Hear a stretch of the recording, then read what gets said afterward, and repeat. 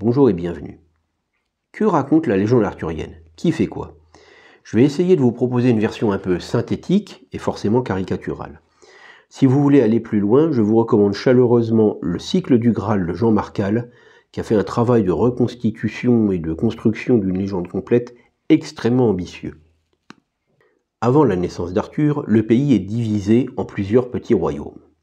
Les trois plus grands sont l'Ogre, à la tête duquel se trouve Uther Pendragon, le Summer Country, à la tête duquel se trouve Leodegrance, et la Cornouaille, à la tête duquel se trouve Gorlais.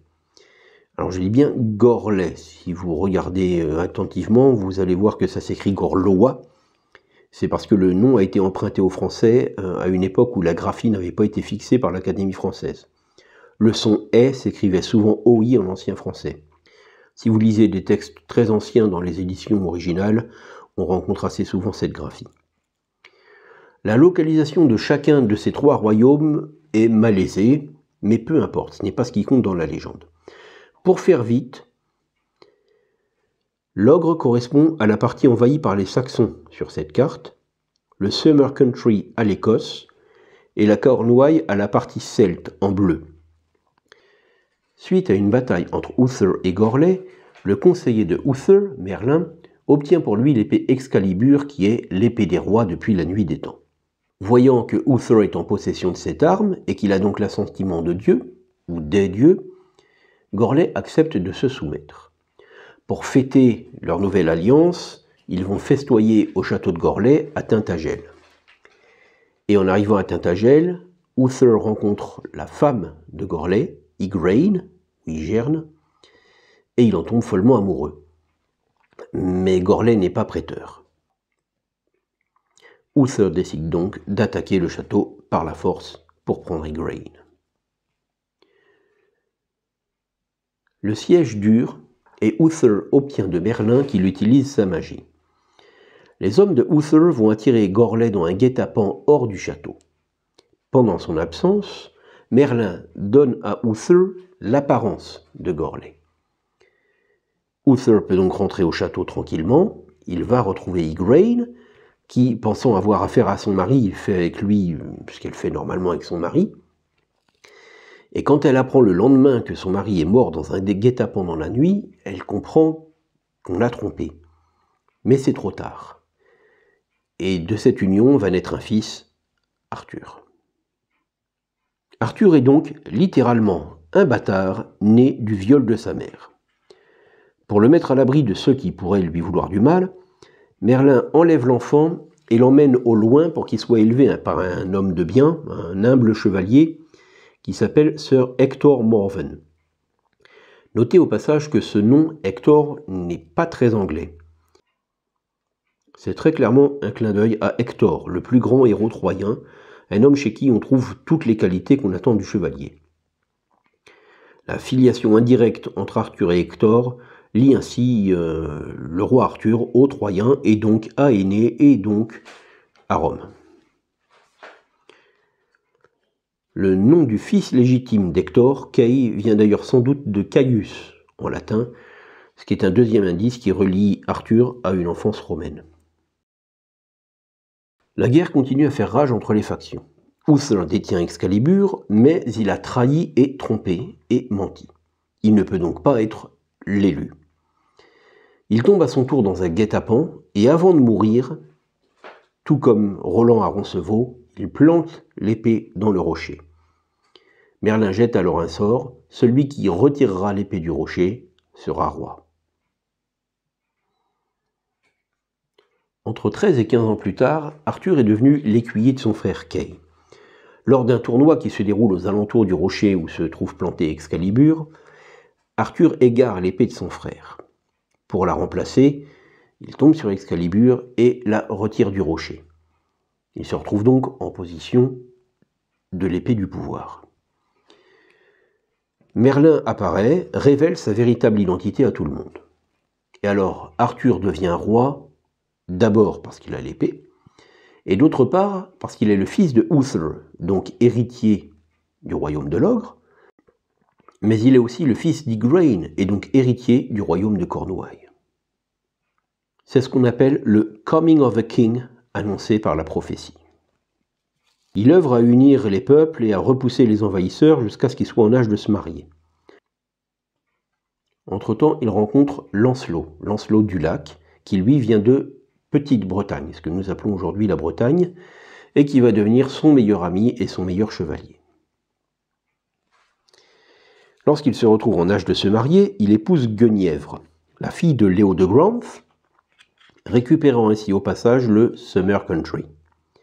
Arthur est donc roi de toute la Bretagne, par héritage de son père, de sa mère, de sa femme et de son meilleur ami, et peut-être cousin. En effet, certains font de Viviane, la dame du lac, la mère de Lancelot, ce qui explique que Lancelot s'appelle Lancelot du Lac.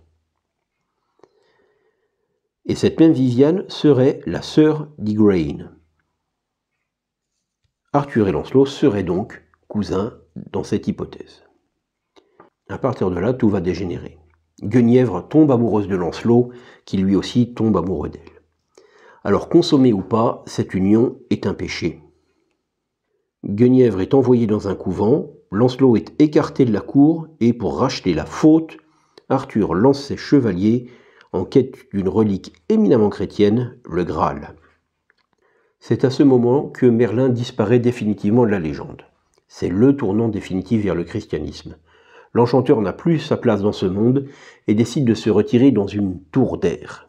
Je ne sais pas ce qu'est une tour d'air, mais il y a des archéologues extrêmement sérieux, encore aujourd'hui, qui cherchent la tour d'air de Merlin, notamment en forêt de Brocéliande, en Bretagne, où il est censé avoir vécu. Alors il se retire soit seul, soit avec la femme qu'il aime. Alors, cette femme qu'il aime, c'est parfois Viviane, la dame du lac, et c'est parfois Morgane, la sœur ou demi-sœur d'Arthur. Pour trouver le Graal, il faut être pur et résister à la tentation. Lancelot est donc d'emblée écarté de la quête, mais il cherche quand même le Graal parce qu'il a plus à se faire pardonner que les autres. Morgane, la demi-sœur d'Arthur, profite de la situation de désarroi du roi pour ourdir un complot. Morgane est la fille de Gorlet et appartient à l'ancienne religion. Sa grande rivale Guenièvre est parvenue à convertir son frère au christianisme, mais n'entend pas se laisser faire. Usant de la magie de Merlin, elle prend l'apparence de Guenièvre et dans un moment de faiblesse obtient de son frère ce que Uther avait obtenu d'Igraine, c'est-à-dire qu'il lui fasse un enfant. Pendant que Mordred, le fils adultérin d'Arthur et Morgane, grandit, sa mère s'emploie à faire échouer la quête du Graal. Un par un, elle va dévoyer les chevaliers en les faisant succomber à la tentation. Alors, la nature de cette tentation dépend des versions. Dans le film Excalibur, il s'agit de résister à la tentation de boire quand on a soif, mais la plupart du temps, c'est une tentation beaucoup plus charnelle. Seul un chevalier va parvenir à résister à la tentation. Il s'agit soit de Perceval, l'écuyer de Lancelot, soit de Galahad, le fils de Lancelot. Alors, fils de Lancelot qu'il aurait eu, première hypothèse, avec une femme appelée Elaine, qu'il a violée. Ce nom Elaine, là encore une fois, c'est pas très anglais. Ça rappelle Hélène de Troie, celle par qui tout est arrivé. Cette Hélène était la fille du roi pêcheur qui vivait dans le château où se trouvait le Graal. Deuxième hypothèse, Galahad est le fils de Lancelot et Guenièvre. Troisième hypothèse, vous le voyez sur cette image, Galahad serait le fils de Lancelot et Morgane. On voit ici Morgane et Lancelot sous un pommier, prêts à goûter aux fruits du péché. Le découvreur du Graal, Perceval ou Galahad, l'apporte donc à Arthur.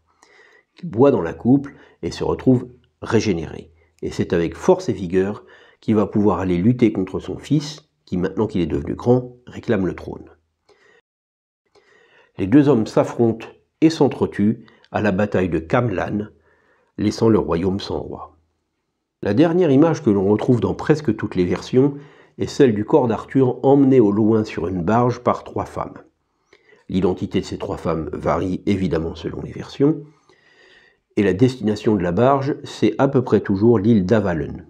Alors cette île est une île fabuleuse sur laquelle les hommes ne peuvent pas poser le pied. Elle se situe soit au milieu du lac de la Dame du Lac, soit là où se trouve aujourd'hui Glastonbury. Quant à l'épée Excalibur, elle disparaît elle aussi de la légende. Mais un jour, Arthur reviendra. Quand le pays sera menacé, quand l'unité du pays sera menacée, un nouveau roi reviendra et l'épée réapparaîtra. Arthur, souvenez-vous, n'est pas un homme, c'est une idée. King who was and king who shall be. Comme Jésus, il reviendra à la fin des temps quand on aura besoin de lui. Voilà donc pour une version de l'essentiel de ce qui se passe dans la légende. Nous verrons qu'il en existe beaucoup de variantes et que cette légende a eu des conséquences dans la vraie vie. Merci d'être venu. Repassez me voir à l'occasion.